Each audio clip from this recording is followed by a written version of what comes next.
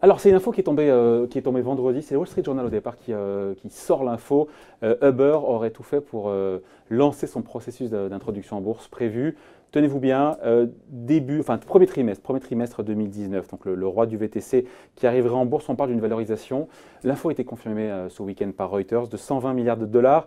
Cette somme qui pourrait traduire, selon certains, une forme de spéculation, de folie qui s'est emparée du secteur high-tech. Bonjour Franck. Bonjour.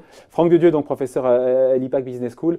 Vous pensez ça, là, qu'il y a une espèce de folie là, qui revient sur la high-tech? Et donc j'imagine que, en creux, la souscription, vous n'avez pas acheté des actions Non, certainement pas, je ne vais pas en acheter. Vous avez parlé de date d'introduction, vous avez parlé de valorisation boursière, ces fameux 120 milliards de dollars, mais vous n'avez pas parlé de dette, 1 milliard de dette, de perte plutôt, pardon.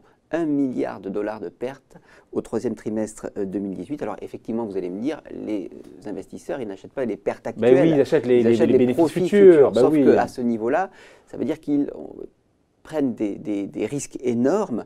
Pour vous donner une petite idée de ce que ça vaut, ce que ça suggère, ces 120 milliards de dollars, c'est 3 fois la somme de Renault et de Peugeot SA réunis.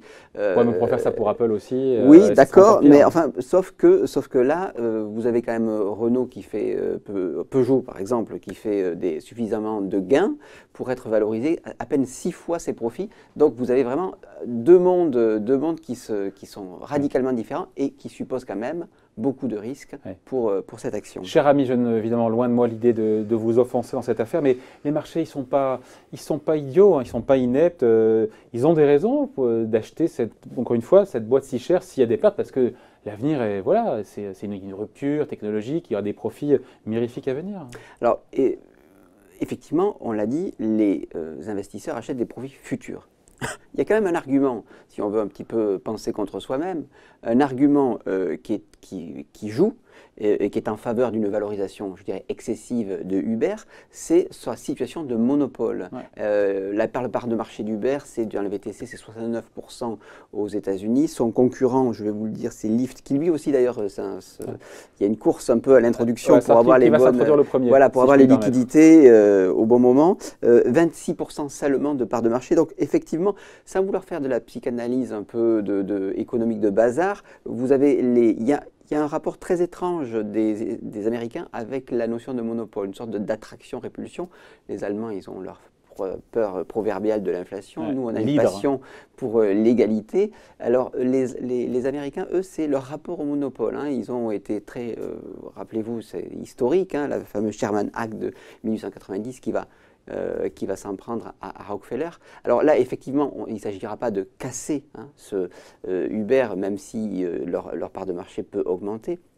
Mais en revanche, il y a des risques juridiques importants sur ce titre-là, et notamment le risque juridique, c'est d'être requalifié, que ces indépendants soient requalifiés en salariés. Alors, le tribunal des prud'hommes de Paris vient de débouter, bonne nouvelle pour Uber, vient de débouter un indépendant, un chauffeur qui n'a pas pu être requalifié en salarié. Mais vous avez par exemple un jugement qui est tombé au printemps dernier, qui vient les juges de la Cour suprême de Californie et qui considère que les livreurs je vous cite la société Dynamex Operation West, ces livreurs-là pouvaient être considérés comme des salariés. Alors par extension, et en particulier dans l'État de Californie, par extension, eh bien on se dit peut-être que ces fameux livreurs, c'est un peu comme des indépendants et des chauffeurs, ils peuvent être requalifiés. Et là, ça change un petit peu l'équation. Ben là, vous avez quand même une perte qui augmente très fortement. Mais en même temps, pardon, et vous le savez très bien, Franck, dans toute entreprise, il y a des risques, c'est comme ça, on fait avec. Hein.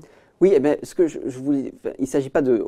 Je voulais parler tout à l'heure de PER, vous connaissez ça par cœur, et nos auditeurs et les internautes connaissent ça par cœur, évidemment.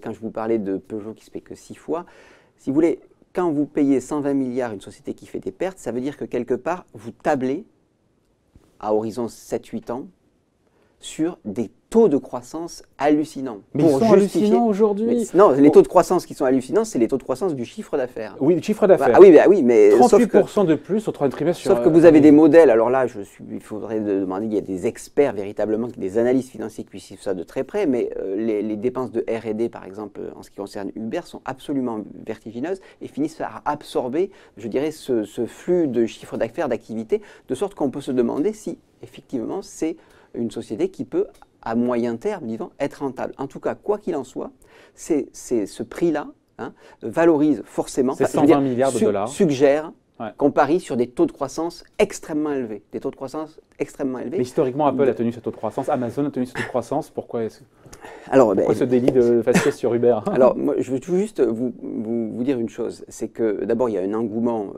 qui est peut-être pas tout à fait comparable à celui qu'il y avait il y a quelques années. Là, on trouve qu'il y a un engouement des investisseurs, mais aussi quelque part des clients, donc quelque part aussi des petits porteurs. Et il y a des dictons boursiers qui disent qu'effectivement, quand vous avez aussi tout le monde, une sorte de grande communauté élargie qui finit par s'intéresser de près à une sorte de spéculation. La catastrophe c'est que les premiers investisseurs qui sont arrivés les premiers, ils vont peut-être en bénéficier.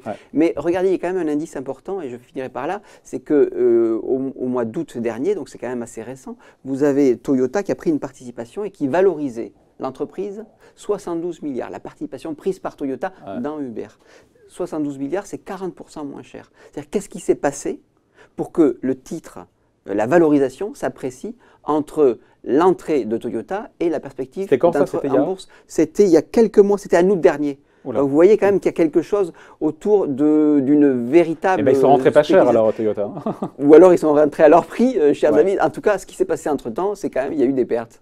Voilà. Ça, c'est quand même une réalité tangible. Voilà. Et donc voilà, en tout cas, 120 milliards, ça nécessitera en tout cas que les résultats et pas son chiffre d'affaires suivent les bénéfices avec des croissances très fortes. C'est ça que vous vouliez pointer du doigt. Oui. C'est donc un ratio mécanique, tout ce qu'il y a de plus simple. Le plus basique.